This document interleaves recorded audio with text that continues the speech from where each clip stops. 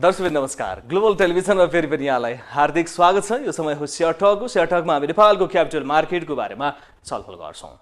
हामी तपाईको इन्भेस्टमेन्ट सुरक्षित रहोस् भन्नेतर्फ सधैँभरि सचेत र सजग रहेका छौँ। बेला बेलामा विभिन्न खालका बजारमा अनेक खाले वितण्डहरू आउने गरेका छन्। अलिकति अगाडि सेबोनले 51वटा कम्पनीहरूलाई जे खाले स्टेटमेन्ट निकाल्यो, त्यसले पनि बजारलाई अलिकति प्रभावित पार्यो। नियामक निकायहरू अलिकति बढी यो बजारप्रति आक्रोशित जस्तो देखिन्छ। नेपाल राष्ट्र बैंक पनि त्यस्तै बेला बेलामा अनेक खाले नीतिहरू लिएर आउँछ र अभिव्यक्तिहरू पनि त्यस्तै आउँछन्। हामी आज विशेष गरी यो बजारमा किन यस्ता कुराहरू, राजनीतिक कुराहरूले किन प्रभाव पार्छन् भन्ने सन्दर्भमा रहेर कुरा गर्छौँ। र विशेष गरी सामाजिक सञ्जालमा आफ्ना अभिव्यक्ति राख्ने क्लब हाउसहरू छन्, त्यसै गरी सञ्जालमा आएर आफ्नो लाइभ गर्ने, त्यसपछि कम्पनी तोकेरै विभिन्न खाले कुराहरू गर्ने, यी कुराहरू पनि किन भइरहेका छन्? बजारलाई प्रभावित पार्छ कि पार्दैन? एउटा जर्नलिजमको आँखाबाट हामी आज नेपालको क्यापिटल मार्केटलाई हेर्ने प्रयत्न गर्दैछौँ। हामीसँग कुराकानी गर्नको लागि स्टुडियोमा उपस्थित हुनुहुन्छ पत्रकार सुरज प्याकुरेलज्यू। यहाँलाई हार्दिक स्वागत छ। धेरै धन्यवाद छ। बजारको अवस्था कस्तो छ अहिले? बजारको अवस्था तपाईँले अघि पनि भन्नुभयो, एउटा सञ्चारकर्मीको आँखाले हेर्ने हो भने बजार आफ्नै लयमा चलिरहेको छ।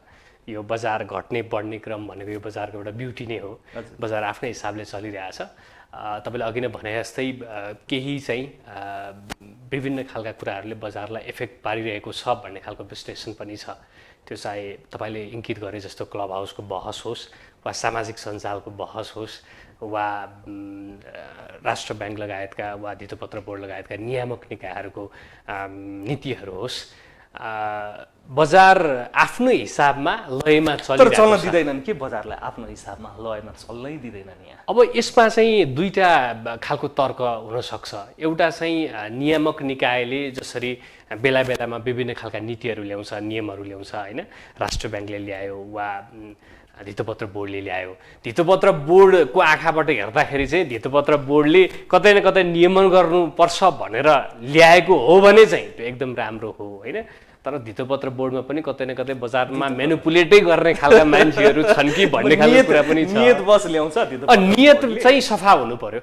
के लाग्छ, यहाँ एउटा जर्नलिजम रिसर्च गर्नुहुन्छ, अनुसन्धान गर्नुहुन्छ, थुप्रै लगानीकर्ताहरूसँग यहाँको भेटघाट हुन्छ, कुरा सुन्नुहुन्छ, क्लब हाउसहरूको कुरा सुन्नुहुन्छ, यहाँलाई चाहिँ के लाग्छ? साँच्चै बजारप्रति नेगेटिभिटी छर्ने दाउमा छ सेबोन?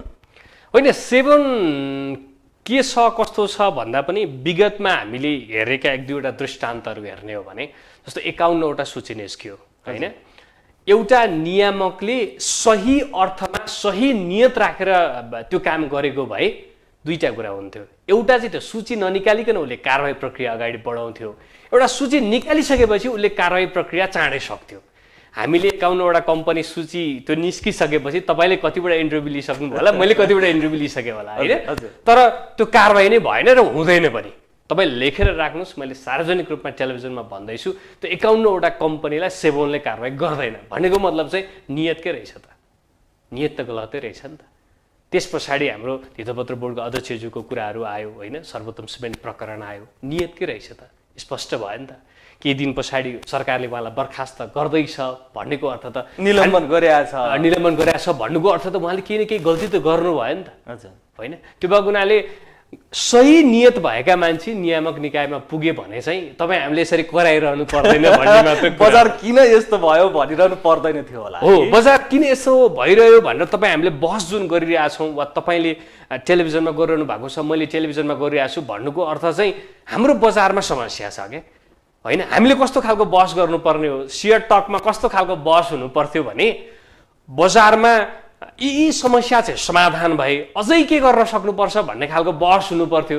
तर हाम्रा बहसहरू कहाँ केन्द्रित हुनुपर्ने बाध्यता छ भने नियामक निकायले राम्रो काम गरेन, नेप्सेले सिस्टम दिन सकेन, नेपाल राष्ट्र ब्याङ्कले पनि बजारलाई नेगेटिभिटी छरिरह्यो, यिनै कुराहरूमा अल्झिरहनु पर्ने है। यो कारण चाहिँ नियामक निकाय इमान्दार भइदिने हो भने, धितोपत्र बोर्ड इमान्दार भइदिने हो भने, भले जस्तो तपाईँ राष्ट्र ब्याङ्कको कुरा गर्नुभयो, राष्ट्र ब्याङ्कले त सेयर बजार भन्दा पनि ब्याङ्कहरूलाई हेर्ने होला, होइन। तर धितोपत्र बोर्ड मात्रै पनि इमान्दार भइदिने हो भने यो खालको समस्या हुन्न थियो होला। जस्तो म तपाईँलाई एउटा इक्जाम्पल दिन्छु। म यो टेलिभिजनमा तपाईँको स्टुडियोमा आउँदै गर्दाखेरि चाहिँ हिजो एउटा विज्ञप्ति निस्कियो होइन, धितोपत्र बोर्डका कर्मचारी साथीहरूले एउटा विज्ञप्ति निकाल्नुभयो। त्यो विज्ञप्ति निस्केको पनि सेभनको अहिलेको प्रमुखलाई थाहा छैन, उहाँले चाहिँ निस्किएछ तर मलाई थाहा छैन भन्नुभयो होइन। उहाँले भन्न खोज्नुभयो एउटा हो तर चाहिँ लेखियो अर्को, भाषै मिलेन भन्नुहुन्छ। अघि नै मैले कुराकानी गर्दाखेरि पनि त्यहाँको सङ्गठनका प्रमुखले त्यसो भन्नु। हाम्रा पत्रकारहरू पनि एउटा कुरा बोल्छ अर्कै भावमा प्रस्तुत गरिदिन्छन् भन्छन् नि हो। त्यो चाहिँ यस्तो हो सर। अब तपाईँ आफै पनि लामो समय यो जर्नलिजम सेक्टरमा हुनुहुन्छ, आफै पनि लामो समय पत्रकारितामा हुनुहुन्छ होइन। तपाईँले पत्रकारिताका समस्या बुझ्नु भएको छ, पत्रकारिताका कुराहरू विभिन्न आयामहरूका बारेमा पनि बुझ्नुहुन्छ। तपाईँसँग यहाँ हाम्रो क्षेत्र चाहिँ हेर्नुहोस् जीवन चाहिँ खत्रै हो होइन, वा चाहिँ एकदम सफा हो भनेर मैले भने त्यो दर्शकमाथि मैले गरेको अन्याय हुन्छ।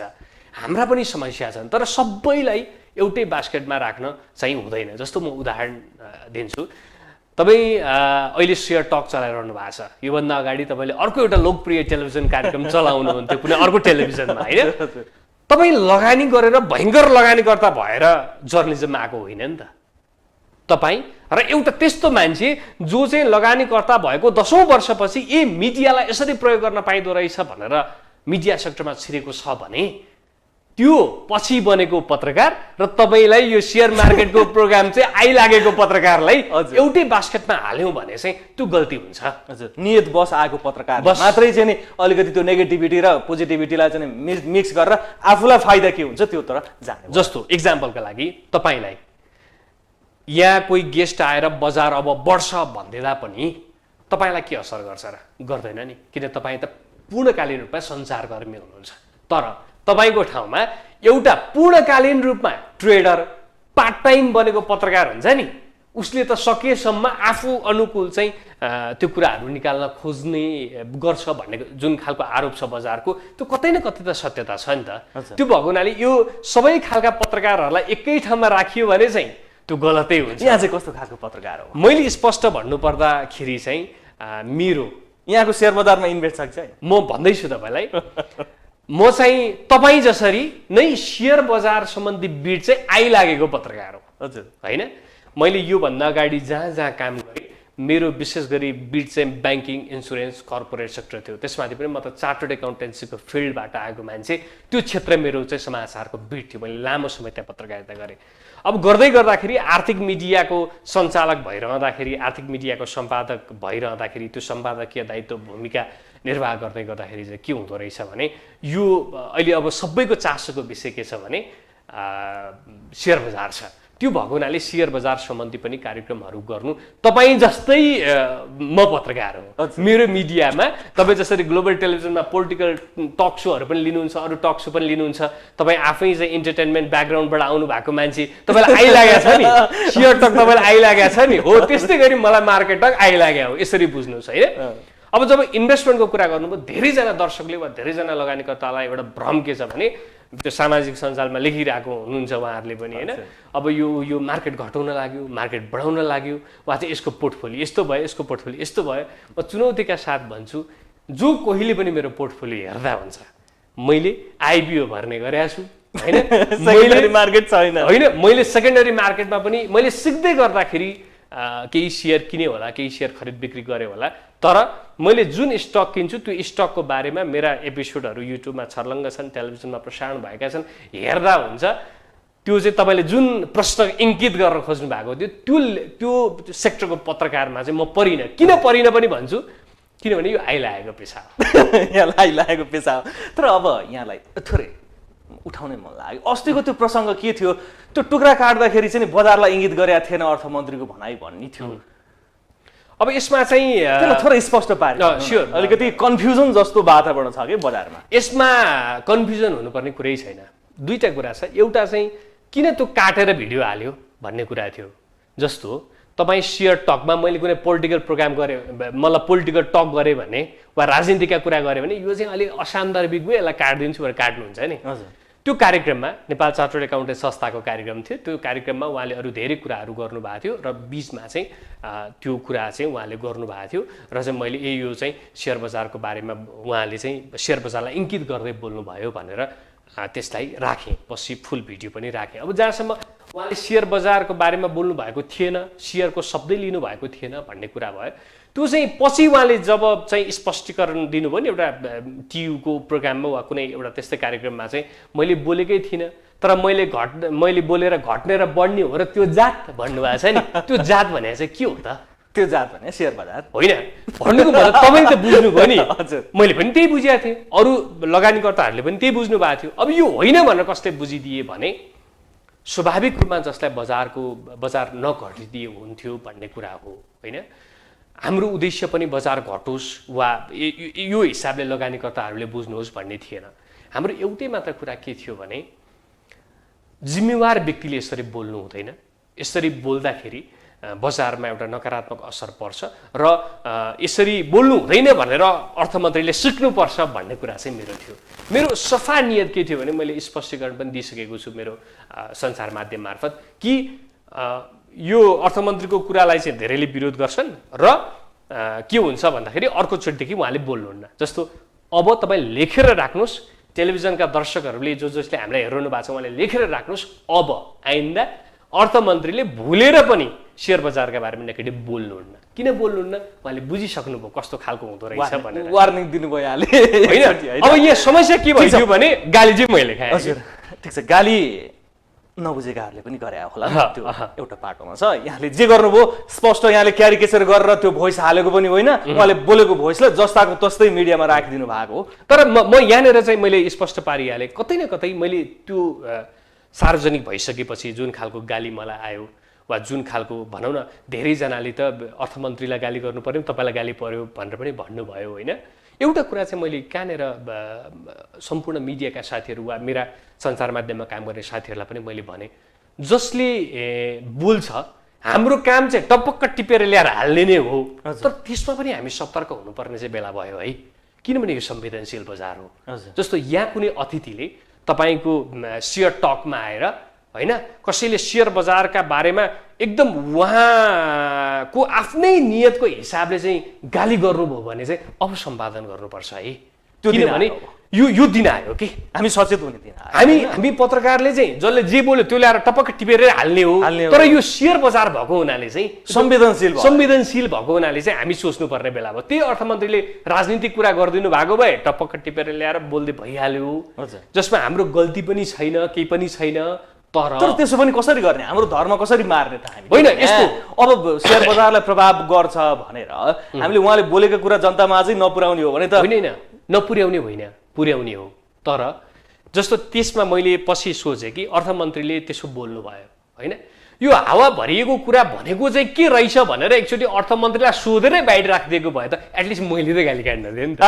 त्यो खालको सतर्कता चाहिँ हुनुपर्ने बेला भयो भन्ने मात्र, जस्टिफिकेसनतिर ध्यान दिनु पर्यो अलि बढी भन्ने कुरा भयो। अलिकति सम्पादकीय दायित्व पनि निर्वाह गर्नु। अब यी राजनीतिक दलका नेताहरू यो सेयर बजार प्रति नेगेटिभ हुनुको कारण चाहिँ के पाउनुभयो? यत्रो अनुसन्धान गर्नुभयो, अब यस्तो अब हिजोदेखि आजसम्म हेर्नुहोस् त बाबुराम भट्टराई अर्थमन्त्री हुँदाखेरिको वितण्डा हेर्नुहोस्, अब यत्रो बुझेको योजना आयोगको अध्यक्ष अर्थमन्त्री हुनुभयो, यति विज्ञ अर्थशास्त्री भनियो हाम्रो युवराज खतिवडालाई, उहाँले पनि के अभिव्यक्ति दिनुभयो यहाँलाई थाहा छ। अब अहिले आएर हाम्रा अर्थमन्त्रीले पनि इन्डाइरेक्टली हावा भरिएको बेलुन भनेर भनिदिनु भयो। अब अन्य राजनीतिक दलका नेताहरूले पनि बेला बेला भन्छन् यो त घरैमा बसेर यत्तिकै पैसा कमाउने, यो सेयर बजारको चाहिँ नि काम छैन। अब यो के कारणले बोल्छन्? के बुझ्न सकेन, बुझाउन सकिएन, यिनले बुझेनन्, के हो? गलत बुझाइयो। सिम्पल कुरा, जस्तो तपाईँले सेयर टक चलाउनुहुन्छ वा चाहिँ भनौँ न पोलिटिकल टक चलाउनुहुन्छ, तपाईँलाई स्पोर्ट्सको एउटा कुनै चाहिँ चिजबिज ल्यायो भने तपाईँ नबुझ्न सक्नुहुन्छ नि त। तपाईँले के गर्नुहुन्छ भने ग्लोबल टेलिभिजनमा स्पोर्ट्सको बिट हेर्ने साथीलाई सोध्नुहुन्छ नि त। अहिलेको अर्थमन्त्रीलाई सेयर बजारका बारेमा जति थाहा हुनुपर्ने थियो त्यो थाहा नभएको होला सायद, र उहाँलाई जसले जे बुझाए नि त्यो सायद गलत भयो होला। उसले भन्नु पनि भएको छ मलाई धेरै नबोल्नु भन्ने त म इङ्गित गर्न खोज्दैछु। उहाँले कार्यक्रममै भन्नुभएको छ मलाई यसबारेमा नबोल्न भनेर सिकाइएको छ भनेपछि सिकाइएको कुरा बोल्दाखेरि त कहिलेकाहीँ चिप्लिहाल्छ, उहाँ त्यहीँनिर चिप्लिनु हो होइन। अब अरू जुन तपाईँले डाक्टर बाबुराम भट्टराईको कुरा गर्नुभयो वा अरू कुरा गर्नुभयो, यहाँ चाहिँ कस्तो खालको समस्या छ भने अलिकति नबुझेर बोलिदिँदाखेरि यो खालको समस्या आएको पनि हो मैले देखेको चाहिँ होइन। युवराज खतिवडाले नबुझेको होला। होइन, युवराज खतिवडाले नबुझ्नु भएको होइन, उहाँले चाहिँ यो सेयर बजारको पनि भित्री कुरा पनि बढी बुझेर सायद त्यस्तो भन्नुभयो होला होइन। अब उहाँले के भनेर बजार के भयो भन्ने कुरातर्फ नलागौँ होइन, तर भनौँ न युवराज खतिवडा सेकेन्डरी मार्केटप्रति किन यति धेरै आक्रोश भने क्या यिनीहरूको यो नियामक निकाय राजनीतिक दलका नेता जो अर्थ मन्त्रालय सम्हाल्नुहुन्छ उहाँहरूको अब यदि यो हावा भरिएको पैसा हुने हो भने त सेकेन्डरी मार्केटलाई कोल्याप्स गरेर सबै कम्पनीको समान अङ्क डिभिडेन्ड बोनस जसले जति कमाउँछ उति खान दिन लगाइदिए भइहाल्यो नि त। यो हावा भरिको कुरामा धेरै कुरा नगरौँ, मैले गाली खाइसकेँ, अब तपाईँको पाला होला होइन। तर गालीदेखि डर होइन, तर बजार चाहिँ सकारात्मक रूपमा बजारलाई कसैले नेगेटिभ रूपमा बोल्न नहुने किसिमका चाहिँ वातावरण चाहिँ सिर्जना बनाउनुपर्छ क्या हामीले। होइन, यस्तो कुरा भयो। त्यसमा चाहिँ के भइदियो भने अब राजनीतिक नेताहरूले वा भनौँ न हाम्रा मन्त्रीहरूले नबुझिकन बोलिदिनुहुन्छ, त्यसको असर के पर्छ बजारमा भन्ने उहाँहरूले बुझिदिनुहुन्न। नबुझेर मात्रै बोलेको चाहिँ होइन, वा नबुझेर पनि बोल्नुभयो होला, बुझेर पनि बुझ बचाएर पनि बोल्नुभयो होला, वा इन्टेन्सनली पनि बोल्नुभयो होला। जे भए पनि त्यसले असर त आम लगानीकर्तालाई गर्यो नि त, आम लगानीकर्ताको सेन्टिमेन्टमाथि प्रहार भयो नि त होइन। त्यो कुरा चाहिँ बन्द हुनुपर्छ भनेर आवाज उठाउने हो तपाईँ हामीले होइन। यो किन बोले कसो बोले नबोल्दै हुन्थ्यो, बोल्नु हुँदैन है, बोलेपछि विरोध हुन्छ भनेर बोल्ने बित्तिकै बजारलाई प्रभाव किन पारे फेरि हामी लगानीकर्ता फेरि के भएका हाम्रा लगानीकर्ता फेरि भने के राजनीतिक दलले जेसुकै गरून् आज सरकार परिवर्तन हुँदैछ सेयर बजारको इन्डेक्स 100 अङ्क घट्दिने यो चाहिँ यस्तो यो के यस्तो होला जीवनजी। अब कस्तो भइदियो भने बजारमा विभिन्न खालका लगानीकर्ता छन्। एउटा परिपक्व लगानीकर्ता छ, एकदम उसलाई के हुन्छ भन्ने पनि मोटामोटी थाहा हुन्छ, अब कसरी अगाडि बढ्छ भन्ने मोटामोटी थाहा हुन्छ। एउटा त्यो भर्खर बिचमा सिक्दै गरेको लगानीकर्ता पनि छ जसले सबैका कुरा सुन्छ होइन, सबैका कुरा ठिक जस्तो लाग्छ, सबैका कुरा बेठिक जस्तो लाग्छ। एक थरी लगानीकर्ता छ जो पछिल्लो बुल बजारमा छिरेको छ, यो बजार घट्नै हुँदैन भन्छ, बजार थाहा पनि छैन, घट्दा कस्तो हुन्छ महसुस पनि छैन, र बजार घट्दाखेरि कस्तो हुन्छ पनि उसलाई थाहा छैन, उसले त्यो देखेकै छैन। जस्तो म तपाईँलाई एउटा इक्जाम्पल दिन्छु।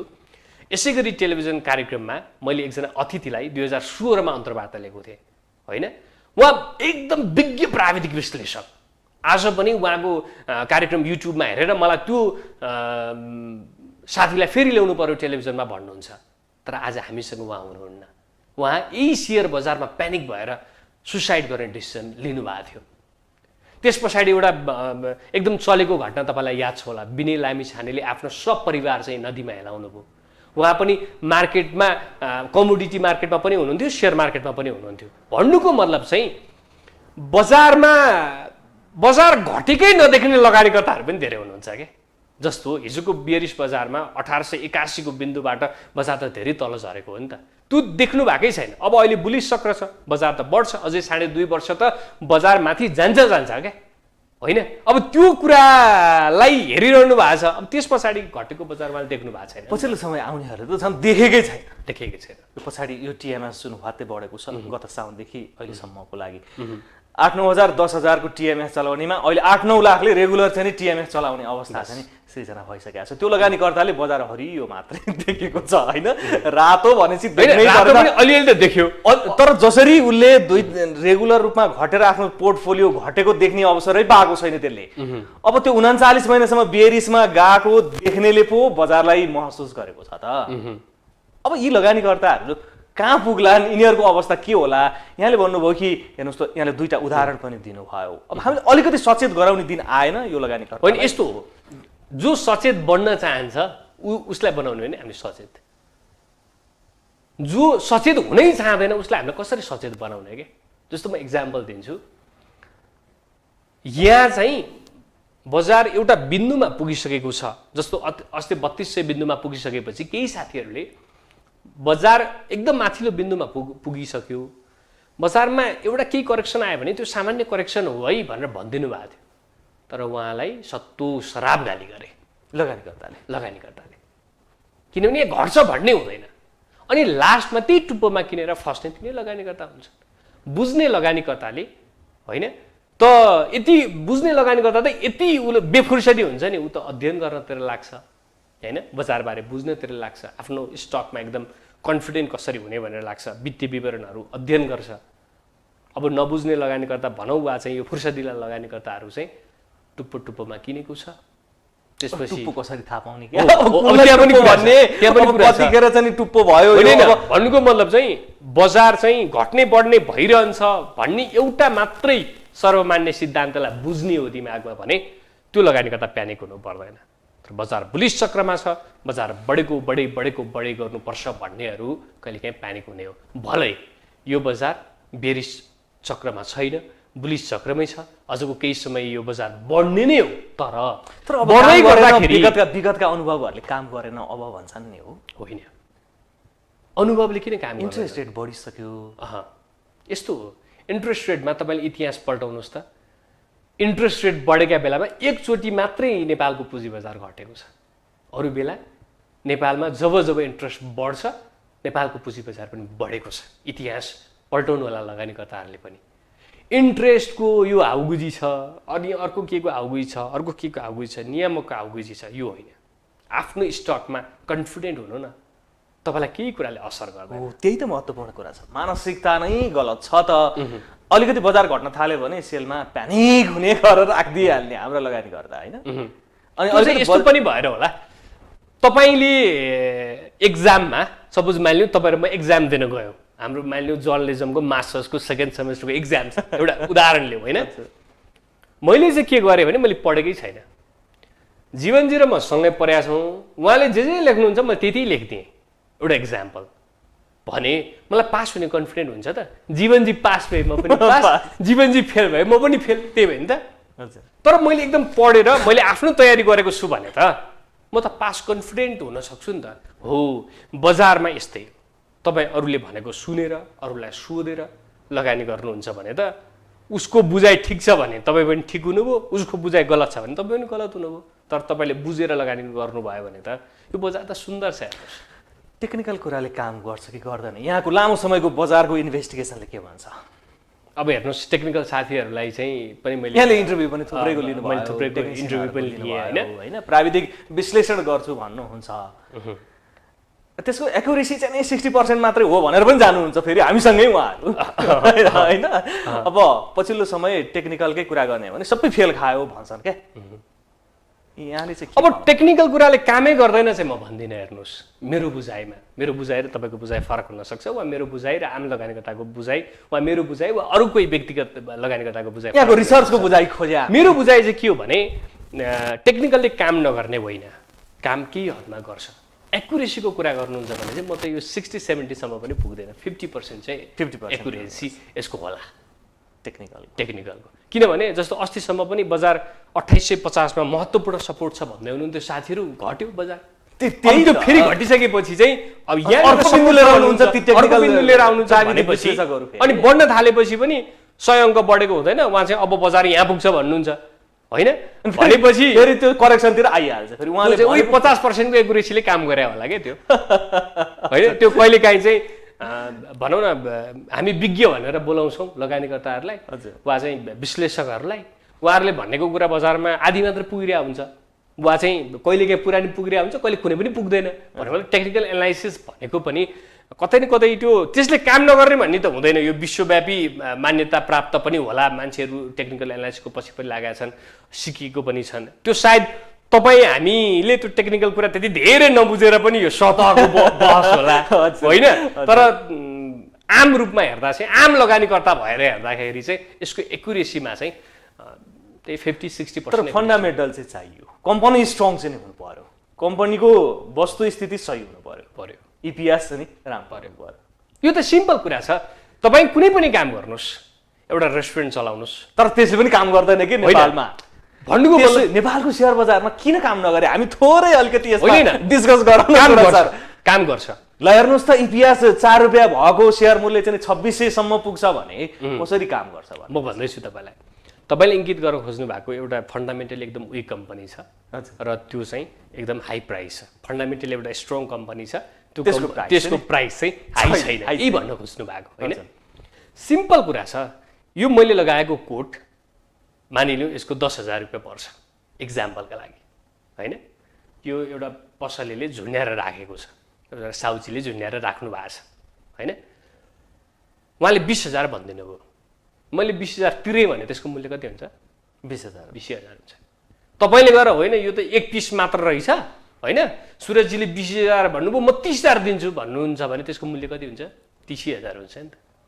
भन्नुको मतलब चाहिँ अब यो कोड चाहिँ होइन 10,000मा पनि त्यसले यति मार्जिन राखेको थियो, 8,000 मात्र हुनुपर्ने, 30,000 पुर्यायो, 30,000मा किन्यो त्यो जीवनले त्यो फटायो भन्न पाइयो त? पाइएन नि। तर 31,000 किन्न अर्को किन तयार हुन्छ फेरि? होइन, लगानीकर्ताले दिएको मूल्यमा तपाईँ हामीले बहस गर्न जरुरी छैन।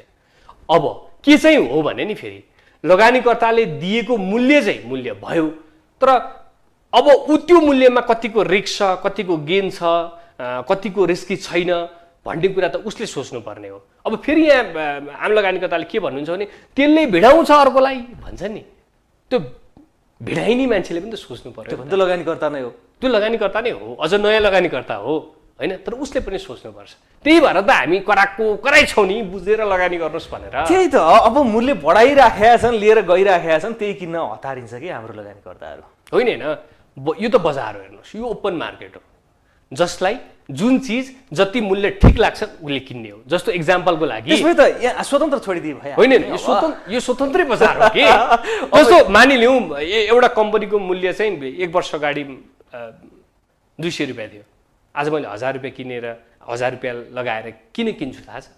म 1200 मा गएर बेच्छु भनेर हो नि त, होइन र? मैले हालिसकेँ त्यो मूल्य, म 1200 मा गएर बेच्छु भनेर मैले किने हो।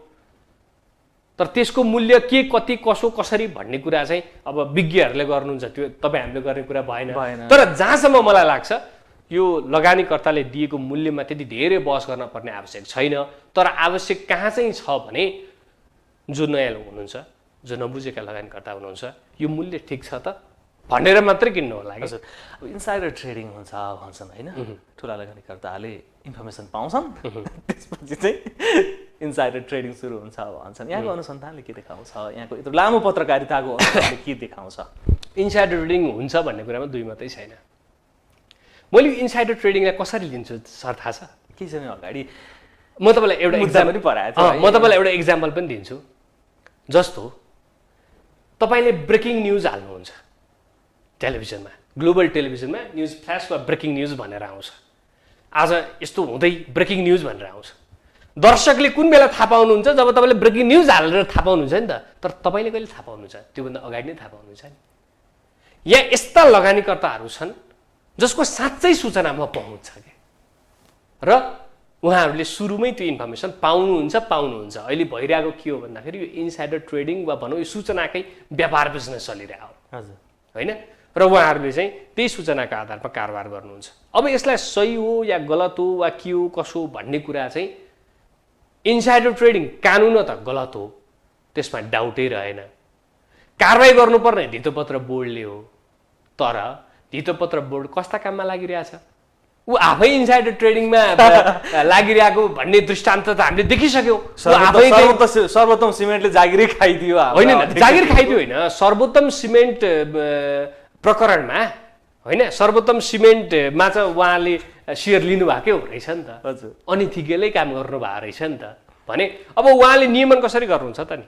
तपाईँ चोरसँगै मिल्नु भएको छ भने तपाईँ प्रहरीले कसरी चोरलाई नियन्त्रण गर्नुहुन्छ त? कसरी सुधार्ने सुरज सर? अब कसरी सुधार्ने? हामी कराई मात्रै रहने, बजार सुध्रिन पर्छ भनेर सबैले आफ्नो काम गर्ने हो सर। गरेनन् नि त, तपाईँ हामीले कराउने गरेनन् नि त। होइन, जस्तो सुन्नु न, तपाईँ हामीले गएर धितोपत्र अब जस्तो जीवनजीले कसरी सुधार्ने भनेर 10वटा फर्मुला दिनुहुन्छ, तर जीवनजीलाई चाहिँ त्यो धितोपत्र बोर्डको अध्यक्षको कुर्सीमा राख्ने भने उहाँले केही पनि गर्न सक्नुहुन्न। तिनै मान्छेहरूले घुमाइदिन्छन् जीवनजीलाई। मलाई पनि त्यस्तै हो। भन्नुको मतलब चाहिँ तपाईँ हाम्रो काम कराउने नै हो, तपाईँ हामीले सचेतै गराउने हो, यस्तो नभइदियो हुन्थ्यो है भन्ने हो, वा यस्तो हुनु हुँदैन नै भन्ने हो। त्यहाँ बसेका मान्छे सही तरिकाले जानु पर्यो। जो त्यहाँ धितोपत्र बोर्डको अध्यक्ष हुनका लागि जानुहुन्छ, अलिक कमजोर रह्यो कि क्या हो? हामीले ती खोतल्न सकेनौँ कि क्या? होइन नि, धितोपत्र बोर्डको यो सर्वोत्तम सिमेन्ट प्रकरण त हाम्रो हिमाल खबर पत्रिकाको सरले खोतल्नु भएको होइन र? खोतल्नु भएकै हो नि। 51वटा कम्पनीको सूची चाहिँ गलत थियो भनेर तपाईँ हामी कराएको होइन र? त्यसको योगदान छैन र? छ नि। हामीले गर्नुपर्ने पार्टमा हामीले गरि नै रहेछौँ कि, तर अब गर्नुपर्ने पार्ट चाहिँ नियामकले गर्नुपर्ने पार्ट पनि गरिदिनु पर्थ्यो नि त। लगानीकर्ताको अलिकति बुझाइ चाहिँ यहाँ समस्या छ। होइन। जस्तो हामीले भनौँ न सर्वोत्तम सिमेन्ट प्रकरणमा पनि हिमाल खबर पत्रिकाले सार्वजनिक गरिदियो यो चाहिँ यस्तो यस्तो हो भनेर, अरूहरूले त्यसलाई फलोअप गर्नुभयो। 51वटा कम्पनीको सूची निस्किँदाखेरि तपाईँ हामीले नै यो गलत भयो भनेर चिच्याइ करायो होइन। हाम्रो भूमिका हामीले निर्वाह गर्यौँ, तर जसले आफ्नो भूमिका निर्वाह गर्नु पर्थ्यो नि त उहाँले गरिदिनु भएन भन्ने कुरा चाहिँ त्यहाँ चाहिँ अलिकति भनौँ न त्यो स्ट्रक्चरिङमा समस्या छ, नियामकलाई सुधार्नुपर्ने आवश्यक छ। त्यसलाई सुधार्नको लागि सरकारले विशेष ध्यान दिनु पर्यो। जाने तरिका नै फरक हुनु पर्यो कि। जस्तो सरकारका तपाईँ हामीले सुन्छौँ, बुझ्छौँ, लेख्छौँ, बोल्छौँ नि, घुस खुवाएर चाहिँ नियामक निकायमा पुगेको छ भनेर त तपाईँ हामीले भनिरहेकै कुरा हो नि त। अनि त्यस्तो लगानीकर्ताले भनिराखेका छन् कि ब्रोकरको संख्या बढाउनु पर्यो, आम नागरिकको पहुँचमा पुर्याउनु पर्यो, देशव्यापी रूपमा ब्रोकर चाहिँ पुर्याउनु पर्यो। तर नियामक निकाय कानमा तेल हालेर बस्छ। हिजो 14 करोड 20 करोड 50 करोडको कारोबार हुँदा त आहो आज त नि 50 करोडको कारोबार भयो भन्ने दिनका लागि पनि त्यही ब्रोकर संख्या, आज 21 अर्ब कारोबार छोडेर 22 अर्ब पुग्छ कि के हो भनेर हेर्दै गर्दा पनि त्यही ब्रोकर संख्या। अब यो धितोपत्र बोर्ड, नियामक निकाय, अर्थ मन्त्रालयसम्मले पनि बुझ्न नसके कि हामीले बुझाउन नसके कि ब्रोकरहरूको प्रबलमा पर्या चाहिँ केही पनि होइन। सिम्पल नचाहेको एक्जाम्पल दिन्छु म तपाईँलाई। तपाईँ यो टेलिभिजनमा बहस चलाउन आउनु भएको होइन, बहस चलाउन आउनु भएको हो नि त। मैले के भन्छु भने जीवनजी तपाईँको त्यो टेलिभिजनको जो त्यो बिल्डिङ अलि भएन भनेर मैले भने तपाईँले के भन्नुहुन्छ मेरो सरकारको विषय होइन, म त यहाँ बस चलाउन आएको हो भन्नुहुन्छ नि। त्यस्तै हो। धितोपत्र बोर्डका अध्यक्षज्यू त्यहाँ किन जानुभयो भन्दाखेरि एउटा सीमित स्वार्थका लागि जानुभयो। अनि उहाँले कहाँ चाहिँ यो ब्रोकर सङ्ख्या बढाउने कुरा वा पुँजी बजार सुधारका कामहरू कहाँ गर्नुहुन्छ त? गर्नुहुन्न नि, किनभने उहाँ त्यसका लागि जानु भएकै होइन हो। त्यसका लागि जाने मान्छेहरूलाई पठाउनु पर्यो कि त्यहाँ। त्यो जिम्मेवारी चाहिँ सरकारको। सरकारले सही मान्छे टिपेर, अब लगभग चाहिँ विश्वराज ढुङ्गानाजी बर्खास्त हुँदै हुनुहुन्छ वा हुनुहुन्छ, हुनुपर्छ भन्ने होला आम लगानीकर्ताको आवाज होइन। जो मान्छेलाई अब सरकारले पठाउँछ एटलिस्ट काम गर्न सक्ने मान्छेहरू पठाउनु पर्यो। भनौँ न हिजोका दिनमा सुधारेका मान्छेहरू जानु पर्यो। त्यो सक्षम व्यक्ति छान्ने क्षमता नै सरकारी निकायसँग भएन भने हुनु पर्यो। सरकार अभिभावकमा त्यो हुनु परेन। सरकारसँग त विज्ञहरूको समूह छ नि। सरकारले त चाह्यो भने, सरकारले अब चाहेन भने त केही भन्न सकिँदैन, तर चाह्यो भने त को मान्छे ठिक होला वा को मान्छे गएर त्यहाँ सुधार गर्ला भन्ने कुरा त बुझ्न सक्छ नि त। त्यो बुझ्नु पर्यो। ब्याङ्कर्स एसोसिएसनमा यो लाइसेन्स लिन चाहँदैन भन्ने पनि छ नि, हो? तपाईँको अनुसन्धानले त्यस्तो भन्छ? होइन, ब्याङ्कर्स एसोसिएसनले यो ब्रोकर लाइसेन्स लिन चाहँदैन भने जस्तो मलाई लाग्दैन। किनभने एउटा बिजनेसको चासो देखाएन, त्यति जसरी एक्टिभली चासो देखाउनु पर्ने हो। दिनेले चासो देखाउनु परेन, लिनेले चासो देखाएर भयो। जस्तो तपाईँ हामीलाई कहिलेकाहीँ हुन्छ नि होइन, यो गेस्ट चाहिँ आइदिए चाहिँ एकदम बबाले इन्टरभ्यू हुन्थ्यो भन्ने जस्तो लाग्छ नि। हामीलाई चासो लागेर भयो, त्यो आउने मान्छेलाई चासो लाग्न परेन। ठ्याक्कै यस्तै हो कि दिने धितोपत्र बोर्डलाई चासै छैन। अब त्यो ब्याङ्कर्स एसोसिएसनले आफ्नो काम हेरोस् कि त्यो पनि भनोस् कि के भनोस् त, चासो नभएको होइन। दिनेलाई चासो नभएपछि यो देश सबैले बुझेका छन्। ब्याङ्कर्स एसोसिएसन लगानीकर्ताहरूले आरोप लगाउने गरेका छन् कि धितोपत्र बोर्ड, नियामक निकायहरू चाहिँ यो चाहिँ ब्रोकरहरूकै कमिसनमा चाहिँ नि घुमिरहेछन् भन्छन् कि, सिधै खुलेरै भन्छन्। त्यो देखिन्छ, स्पष्ट देखिन्छ, त्यो त छर्लङ्गै देखिन्छ। त्यसमा त कुनै शङ्कै छैन नि। किन शङ्का छैन? अनि यस्तो खुलेआम यस्तो गर्न पाइन्छ भने क्या होइन, यो खुलेआम गर्न पाइँदैन, तर रोक्ने कसले भन्ने कुरा पनि त छ नि त। तपाईँ हाम्रो भूमिका, मैले अघि पनि भने, तपाईँ हाम्रो भूमिका भनेको त यो गर्न पाइँदैन भन्ने हामीले भनि नै रहेछौँ त। आज पनि यो सम्भवतः यो फरक खालको बहस होला, म अन्तर्वार्ता दिँदैछु, तपाईँले एउटा सञ्चारकर्मीलाई बोलाउनु भएको छ। हाम्रो भूमिका त यही त हो। तर नियामक निकायमा बसेका सरहरूले, अग्रजहरूले त्यो गर्नै चाहनुहुन्न त गर्ने के? त्यो गर्न उहाँहरूले चाहनु पर्यो कि, त्यसका लागि दबाब दिनु पर्यो कि लगानीकर्ताहरूले। लगानीकर्ताले विभिन्न सङ्गठन खोलेर राजनैतिक प्रभावमा छन् भन्छन् नि है। लगानीकर्ता सङ्गठन छ जस्तो मलाई चाहिँ लाग्दैन। नेपालमा अहिले दर्ता भएका सङ्गठन छन्, तर काम गरेका सङ्गठन चाहिँ मैले चाहिँ देखिनँ। एउटा दुईवटा सङ्गठनप्रति मेरो साँच्चै अपेक्षा थियो, छ आजको दिनमा पनि। उहाँहरूका पनि सीमित बाध्यताहरू होलान्, के होलान्, त्यो फरक चिज भयो। तर पछिल्लो समय जुन हिसाबले लगानीकर्ताहरू चाहिँ धितोपत्र बोर्डको त्यहाँका समस्याहरू बारेमा बोल्नु पर्थ्यो त्यो बोलेनन्। जस्तो म तपाईँलाई इक्जाम्पल दिन्छु। धितोपत्र बोर्डको अध्यक्ष भीष्मराज ढुङ्गानाले सर्वोत्तम सिमेन्ट प्रकरणमा गलत गर्नुभयो भनेर समाचार आयो होइन। त्यसका बारेमा कतिवटा लगानीकर्ता सङ्गठनले बोले त? त्यो चासोको विषय होइन, त्यसमा बोल्नु पर्दैन। त्यही त मैले उठाउन खोजे यही नै हो कि लगानीकर्ताहरू विभिन्न सङ्गठनहरू खोलेर बसेका छन् तर आफ्नै स्वार्थका। मैले एकचोटि चन्द्रसिंह साउदको अन्तर्वार्ता लिँदा उहाँले के भन्नुभएको थियो भने बिहान चाहिँ विरोध गर्नुहुन्छ लगानीकर्ता सङ्गठनका साथीहरू, बेलुका चाहिँ सर त्यहाँ त विरोधै गर्नु परेको थियो, माइन्ड नगर्नुहोस् है भनेर फोन गर्नुहुन्छ भनेर उहाँले सार्वजनिक रूपमै भनिसक्नुभयो। भनेपछि त सार्वजनिक रूपमा नआएका कुराहरू कति होलान्? तपाईँ हामीले नदेखेका नसुनेका बुझेका कुरा कति होलान्? भनेको मतलब अहिले सङ्गठन त्यति धेरै फ्रुटफुल जस्तो देखिएन होइन। भलै उहाँहरूले किन काम गरिरहनु भएको छैन, उहाँ चाहिँ यो हाम्रो काम होइन भन्ने पनि होला। अहिले त जस्तो विगतमा पनि तपाईँले हेर्नुहोस् न, योभन्दा अगाडि पटक पनि त्यो सङ्गठनभन्दा एउटा लगानीकर्ता दबाव समूह भन्ने थियो। हाम्रो हरि ढकाल र हाम्रो एकजना वरिष्ठ सञ्चारकर्मी तिलक कोइराला हुनुहुन्थ्यो होइन। उहाँले लिड गर्नु पर्यो त्यो चिजलाई। सङ्गठनहरू त्यति धेरै स्ट्रङ देखिए। तिलक कोइराला ज्यूहरूले अलिकति अगाडि सम्भवतः माघ फागुनतिर आमरण अनसन पनि बस्नुभयो 18 बुँदाको लागि धितोपत्र बोर्डमा। उहाँहरूले फेरि पनि कार्यान्वयनका लागि भनेर दिनुभएको थियो। वैशाखसम्ममा चाहिँ कार्यान्वयन भइसक्ने भनेर सहमति पनि जुट्याएको थियो। फेरि त्यसले पनि त्यो सहमति चाहिँ कार्यान्वयनमा ल्याए। अब सहमति कार्यान्वयनको कुरा त तपाईँ त्यति धेरै अगाडि नजानुहोस् न। अस्तिको सहमति हेर्नुहोस् न। अस्तिको सहमति पुँजी बजार सङ्घर्ष समिति र धितोपत्र बोर्ड बकायदा बसेर सहमति गरे होइन। त्यो सहमति भाड्नका लागि चाहिँ कर्मचारी सङ्गठनले विज्ञप्ति जारी गरेन। सिम्पल कुरा छ नि सर, सहमति गरेर मात्र भएन कि त्यो कार्यान्वयनमा सम्बन्धित निकायले ध्यान दिनु। लगानीकर्ताले गर्ने यो अनसन आमरण अनसन आन्दोलनलाई चाहिँ हामीले कसरी हेर्ने हो? अब हामीले आन्दोलनकै रूपमा हेर्ने हो। तपाईँ हामी सञ्चारकर्मीले आन्दोलन हो, दबाब हो, दबावमूलक कार्यक्रम हो, राम्रो अर्थका लागि हो। तर यी किन बढेको बेलामा चाहिँ दबाब दिँदैनन् भन्ने मेरो एउटा जिज्ञासा चाहिँ छ के सुरज सर? अहिले बजार बढेको छैन र घट्न थाल्छ, बजार आन्दोलन गर्न थाल्छन् के बढिरहेको बेलामा चाहिँ मैले यो चाहिँ म कहाँनिर गएर मान्दिनँ भने यो मेरो व्यक्तिगत विचार हो है। फेरि मैले आज स्पष्ट भने यसलाई कट नगर्नु होला। हजुर, आज मैले बोलेका सम्पूर्ण कुराहरू मेरा व्यक्तिगत विचार हुन् होइन। यसले मेरो सञ्चार माध्यमलाई पनि प्रतिनिधित्व गर्दैन वा यसले मैले जुन भूमिका खेलिरहेको छु तपाईँ एउटा गेस्टको रूपमा हुनुहुन्छ, म एक्जाम्पलको लागि प्रेजेन्टरको रूपमा तपाईँले व्यक्तिगत विचारै सुनिरहेको छु। तपाईँले अहिले भनिरहनु भएको छ नि के भन्छ बजार घट्न थालेपछि मात्र आन्दोलन हुन्छ। त्यसो भए त बजार 100 अङ्क बढ्दाखेरि आन्दोलन स्थगित हुनुपर्ने हो नि। हामीले त्यसरी पनि नल्याउँ न। समस्याहरू छन्, समाधान गर्नुपर्छ भनेर लगानीकर्ता जाग्नुलाई सकारात्मक दृष्टिकोणले लिउँ र यो आन्दोलन जुन जारी भइरहेछ होइन त्यसलाई चाहिँ त्यो आन्दोलन सही अर्थमा भइरहेछ भन्ने एउटा सफा नियतले गरौँ न। भोलि गलत रहेछ भने त हामी गलत रहेछ भनेर पनि बोलाउँला नि।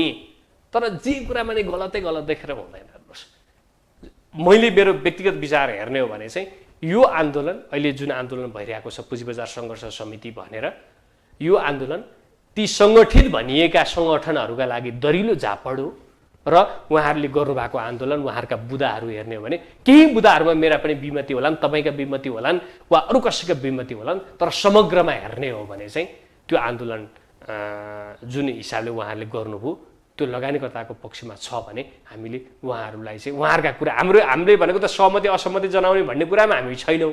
हाम्रो काम भनेको त त्यसलाई सञ्चार माध्यम मार्फत ल्याइदिने हो। त्यो हामीले गर्नुपर्छ। हजुर, यसले लामो समय बजारलाई नजिकबाट हेर्नुभयो। अलिकति छोडिदिउँ अब लगानीकर्ताको हिसाबले थोरै हामी बहस गरौँ है।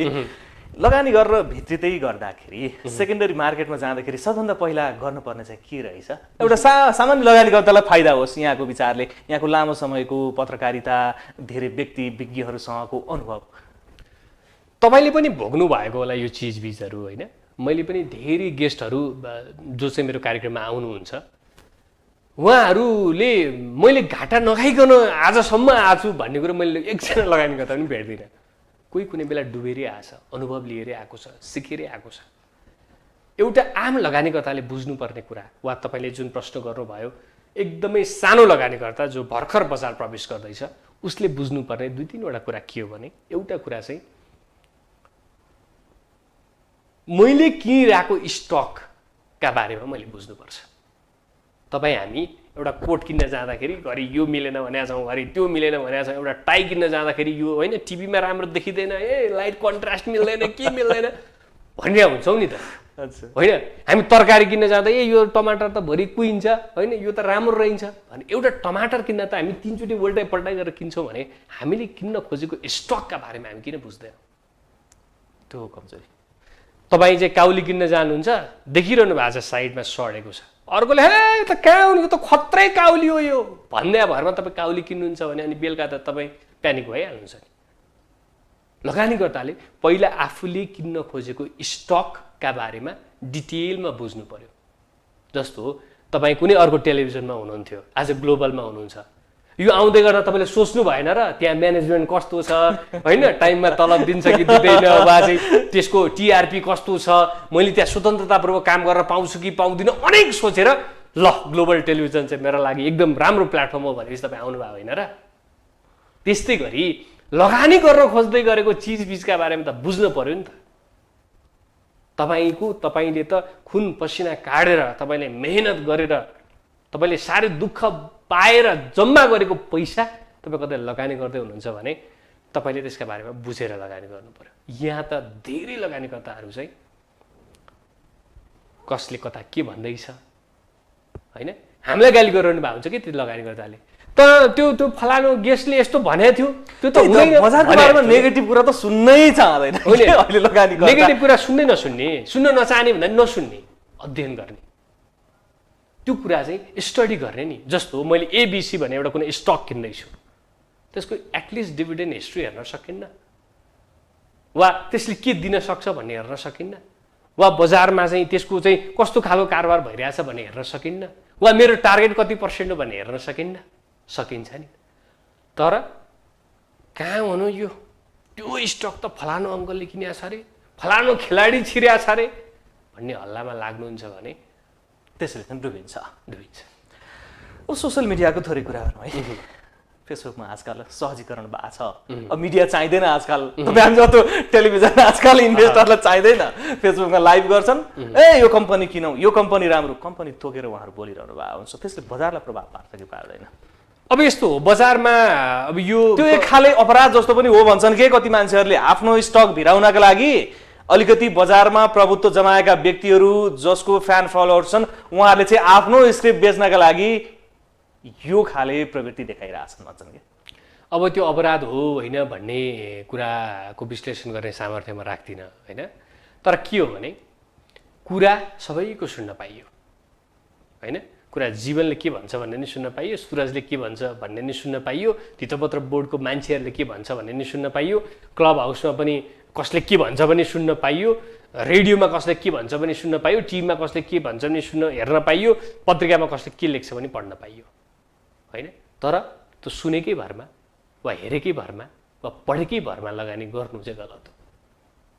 तर नबुझ्या लगानीकर्ता छन् नि त, अघि पनि बुझ्नु पर्यो नि त, हामी नबुझेका लगानीकर्ता भन्छौँ नि। 42 लाख डिम्याट अकाउन्ट भइसकेको छ। अब यो अवस्थामा सचेतना नै छैन, सेयर बजार के हो थाहै छैन, आउँछन् आइसकेपछि बढेको देखे किने। यहाँ चाहिँ कमजोरी कहाँ छ भनौँ, नियामकमा छ। एउटा इक्जाम्पल भनौँ, एउटा रेडियो कार्यक्रम सञ्चालन गर्नका लागि धितोपत्र बोर्डले यति ठुलो पैसा खर्च गर्यो, तपाईँ सुन्न 3 छक पर्नुहुन्छ। त्यति पैसामा सचेतना कार्यक्रम ग्लोबल टेलिभिजनमै बजाउने हो भने 50वटा एपिसोड पुग्छ भने हिसाब निकाल्नुहुन्छ तपाईँले। भने सचेतना भनेर त्यस्ता कुरामा पैसा खर्च गरिएको छ, बुझ्नुभयो भएन? अनि कहाँबाट हुन्छ सचेतना?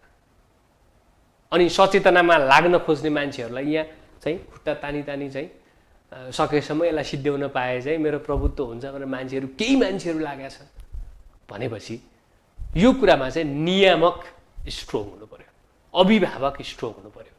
तपाईँको टेलिभिजनमा तपाईँको बोस जति स्ट्रोङ हुनुहुन्छ त्यति नै यो टेलिभिजन स्ट्रोङ बन्ने हो। यसलाई नेतृत्व गर्ने संस्था जति स्ट्रोङ बन्नुहुन्छ, जति स्ट्रोङ हुनुहुन्छ त्यति नै यो संस्था स्ट्रोङ हुने हो। त्यस्तै गरी आज नेपाल राष्ट्र ब्याङ्कले धितोपत्र बजारप्रतिको नीति के गर्यो भन्ने कुरालाई एकचोटि बिर्सिदिने हो भने नेपाल राष्ट्र ब्याङ्क जतिको गतिलो नियामक निकाय कोही देख्नुहुन्छ ब्याङ्कहरूका लागि? किन भन्दाखेरि उसले आफ्नो जिम्मेवारी कठोरतापूर्वक निर्वाह गर्यो नि त। मैले फेरि बजारलाई केन्द्रित भनिरहेको छैन है, फेरि यो दिँदै यो त राष्ट्रिय ब्याङ्कको चाहिँ राम्रो भन्यो, बजारलाई यस्तो ब्याज भनेर गाली गर्नु अर्को गाली सुरु होला होइन, त्यो होइन। मतलब ब्याङ्कहरूका लागि राष्ट्रिय ब्याङ्कले राम्रो गरिरहेछ नि, तर हामी अरू नियामक निकाय भनौँ त, फ्रन्टलाइन रेगुलेटर नेप्से भनौँ, धितोपत्र बोर्ड भनौँ, वा अरू नियामक निकायहरू जो छन्, ती नियामक निकायहरूको हालत के छ र किन छ भने त्यहाँ सही मान्छे नै पुगेन। अब ती मान्छेलाई सही हो गलत हो भन्ने तको होस् र भन्ने साथीहरू पनि हुनुहुन्छ, देखिराखेको छ नि त बजारको अवस्था, उहाँहरूको गतिविधि देखिरहेको, उहाँले आइसकेपछि गरेका काम कारबाही त्यो त स्पष्ट रूपमा देखिएकै छ। अब हामी अन्तिममा भनिरहेका छौँ सुरज सर है, अब हामीले जति चिज चाहे पनि आखिर बोल्ने मात्रै हो, नियामक निकाय हामीले बारम्बार त्यही भन्दै आएछौँ कि लगानीकर्ताहरूको इन्भेस्टमेन्टलाई सुरक्षित गर्ने प्रमुख दायित्व अभिभावकको हो। त्यो अभिभावकले चाहिँ आफ्नो दायित्व निर्वाह गर्न सकेन भने अहिले त अब 42 लाख लगानीकर्ता भन्न थालेका छन्, सबै डुब्ने अवस्था चाहिँ अवश्य पनि आउँछ। त्यसको लागि जिम्मेवार त हुनै पर्छ। अब हामी चाहिँ कसरी अगाडि बढ्ने त, अब हामीले यो बजारलाई कसरी चाहिँ नि सुधार गर्दै लाने भन्नेतर्फ हामीले पनि अब अघि यहाँले भने जस्तै सम्पादन गरेर अगाडि बढ्ने राम्रा कुरा मात्रै देखाउने कि अब नराम्रा कुराहरूलाई पनि देखाउँदै हामी कसरी अगाडि बढ्ने? फेरि तपाईँले मेरो बुझाइलाई वा तपाईँले वा आम लगानीकर्ताले गलत नबुझिदिनु होला, मैले भन्न खोजेको चाहिँ राम्रो कुरा मात्रै देखाउन भन्न खोजेको होइन। आम लगानीकर्ता त्यही मात्रै चाहँदो रहेछ, नभए त तपाईँलाई मलाई अब गाली सुरु हुन्छ यहाँ। अब केही कुराहरू होइन बजार घट्छ पनि त भनेर हामीले भन्यौँ भने कहाँ हुन्छ, बजार त बढी मात्रै राख्नुपर्छ भन्छन् कि लगानी। होइन, सबैजना आफ्नो ठाउँमा इमान्दार बनिदिने हो भने केही समस्या छैन। जस्तो तपाईँ हामी मिडियामा छौँ, हामी हाम्रो ठाउँमा इमान्दार बनिदियौँ। लगानीकर्ताको इमान्दारी त भनेको के हो? आफूले लगानी गर्ने चिजमा त अध्ययन गर्नु पर्यो नि त, बुझेर गर्नु पर्यो नि त। नियामक आफ्नो ठाउँमा इमान्दार बनिदिने हो भने, नियामकले गर्नुपर्ने भूमिका गरिदिने हो भने त कहीँ समस्यै छैन। यहाँ त नियामक पनि आफूले गर्नुपर्ने काम बाहेक सबै गर्छ होइन भनेपछि यो खालको समस्या आएको। तपाईँ हामीले चाहिँ कन्क्लुडिङ फ्याक्ट चाहिँ के बनाउनु पर्छ भने, हामी एज अ सञ्चारकर्मी भएर हामीले जे देख्छौँ त्यो देखाउने नै हो। तर कहिलेकाहीँ जे नदेखाउँदा त्यसले समग्र बजारलाई फाइदा हुन्छ भने नदेखाउनुहोस् भने होइन, एकचोटि सोच्नुपर्ने चाहिँ बेला आछ। यो मेरो अनुभव हो, यो मैले गाली खाएर पाएको अनुभव हो होइन। र यसलाई मैले चाहिँ समस्त दर्शकहरूलाई, समस्त श्रोता पाठकहरूलाई होइन, जसले मलाई हेरिदिनु भयो, गाली गरिदिनु भयो, ताली पनि बजाइदिनु भयो, उहाँहरूलाई मेरो भनाइ यति हो कि हिजो मैले गाली गरेकै कारण भोलि म फसेछु भन्ने चाहिँ तपाईँका दिन नआओस्। तर हाम्रो नियत चाहिँ गलत छैन र हामी समग्र समृद्ध पुँजी बजारका लागि लागिरहेछौँ। नत्र भने तपाईँ आफै भन्नुहोस् न, तपाईँले सेयर टकलाई जति टाइम दिनुभएको छ, अरू टक गर्दाखेरि अझ टिआरपी बढ्थ्यो होला नि त, अझ तपाईँको करियर राम्रो हुन्थ्यो होला नि त होइन। यो बजार त सीमित मान्छेहरूको बजार हो नि त। जस्तो अहिले तपाईँ हामी केही हजारका लागि वा केही लाखका लागि सेयर बजारका बारेमा यत्रो रिपोर्टिङ गरिरहेछौँ वा यत्रो चाहिँ के भन्छ कार्यक्रम चलाइरहेछौँ, त्यति पैसाका लागि, त्यति तलबका लागि। एउटा चाहिँ फिल्मी लाइनमा काम गर्ने एउटा युट्युबर साथीले महिनाको 5-7 लाख रुपियाँ कमाउँछ आजको मार्केटमा भने तपाईँ हाम्रो यो योगदानलाई पनि सही रूपमा लिइदिनुहोस् लगानीकर्ताले भन्ने कुरा। ग्लोबल टेलिभिजनमा समय दिनुभयो, यहाँको पत्रकारिताको अनुभव हामीले सुन्न पायौँ, बजारका बारेमा विश्लेषण गर्ने अवसर तपाईँहरू मसँगै बसेर थोरै निहाल्ने प्रयत्न गऱ्यौँ, यसको लागि धेरै धेरै धन्यवाद। तपाईँलाई पनि धेरै धेरै धन्यवाद। तपाईँको पहिलाका कार्यक्रमहरू पनि म खुब हेर्थेँ होइन, यो एउटै क्षेत्र भएर पनि होला, तपाईँको प्रस्तुतिको पनि म एकदम ठुलो फ्यान नै हो होइन। तपाईँले एकदम राम्रो गरिरहनु भएको छ, अझै पनि राम्रो गर्नुहोस्। र समस्त दर्शकलाई म अन्त्यमा यही भन्न चाहन्छु कि यो पेसा, हाम्रो पत्रकारिता पेसा पनि हामीले सिक्दै बुझ्दै गर्दै जाने हो। हामीले जे देख्यौँ त्यो देखाउँदा पनि तपाईँले त्यही रूपमा लिइदिनु होला र त्यसका चाहिँ रिजल्टहरूलाई पनि केलाइदिनु होला। हिजो अर्थमन्त्रीको मतलब त्यो भनाइ सार्वजनिक हुँदाखेरि मैले गाली खाएँ होला, तर अर्थमन्त्री त अब सचेत हुनुभयो नि। उहाँले सेयर भन्ने शब्द समेत उच्चारण गरेर छोड्नु भएको छ। त्यो जात भन्नु चाहिँ त्यो के भन्नुको मतलब त यसले समग्र बजारमा अब चाहिँ अर्थमन्त्रीले एटलिस्ट गलत बोल्दिँदैन भन्ने कुरा त स्थापित भयो नि त। यो कुरालाई पनि ख्याल गरिदिनु होला। समय दिनुभयो, अवसर दिनुभयो, धेरै धेरै धन्यवाद sir. Thank you so much. दर्शकबिन आज हामीले कुरा गऱ्यौँ एकजना पत्रकार सुरज प्याकुरेलज्यूसँग, जो लामो समयदेखि नेपालको क्यापिटल मार्केटलाई नजिकबाट हेर्दै आइरहनु भएको छ, अनुसन्धान गर्दै आइरहनु भएको छ र खोतल्दै आइराख्नु भएको छ। उहाँको निष्कर्षले भन्छ कि नियामक निकाय कमजोर भयो, नियामक निकायले जे बजारका लागि गर्नुपर्ने हो त्यो गर्न सकेन, नियामक निकायमा जो पदाधिकारी बसेको छ त्यसले बजारको लागि चाहिँ नि आफ्नो प्रभावकारी भूमिका खेल्न सकेन।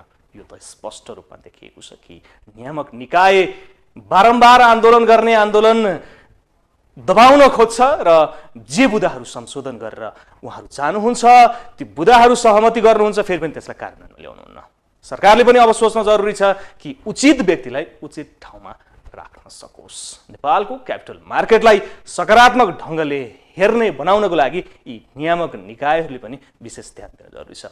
अन्य कुनै व्यक्तिको साथमा हामी आउँछौँ। ग्लोबल टेलिभिजन हेर्दै गर्नुहोला। नमस्कार।